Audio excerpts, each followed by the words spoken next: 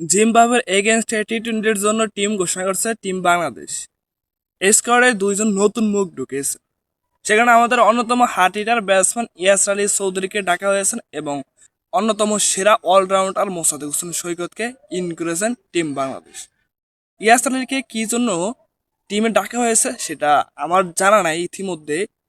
তার কোন farm house দেখে তাকে দলে টানা হয়েছে? আপনারা যদি জেনে থাকেন তাহলে বলতে পারেন যে কেন এই ইয়াসর আলী চৌধুরীকে টিমে নিল। নির্বাচক কি আর কাউকে দেখে নাই, তাই বলে ইয়াসর আলী চৌধুরীকে দলে ইন করাবে? শামীম পাটোয়ারির বাদলে আমাদের অন্যতম সেরা হার্ট হিটার আছে হাবিবুর সোহান। তিনি একজন অন্যতম সেরা ব্যাটসম্যান। তারপরে আছেন মাহফুজুর রহমান রাব্বি, তিনিও অলরাউন্ডার নৈপুণ্যে কাজ করেন, অন্যতম সেরা একজন ব্যাটিং। তাদেরকে রেখে আমাদের এই অন্যতম এবি ডিভিলিয়ার্সকে কেন আবারও দলে ইন করেছে? হোয়াই? এর রাব্বির গত কয়েকটা ম্যাচে কোনো ফার্মস নাই। এ টিমের বলেন ঘরোয়া লিগ কোনো লিগে তিনি ভালো সুফল করে আসতে পারতেছেন না। তাহলে কেন তাকে আবারও জাতীয় দলে ফিরিয়েছেন টিম নির্বাচক?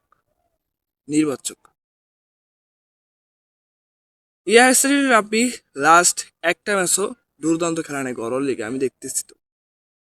তাকে কেন আবারও ইন করেছে?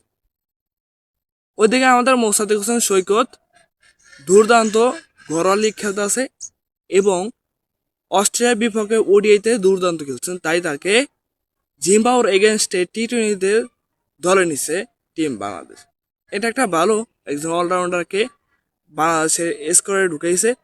এটা খুবই গুরুত্বপূর্ণ একজন, কারণ আমাদের নৈপুণ্যভাবে ওইরকম পাইপলাইনের অলরাউন্ডার নাই।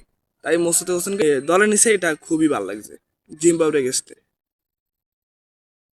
যাই হোক, ইয়াস আলীকে কেন দলে নিল সেটা আমরা জানতে চাই।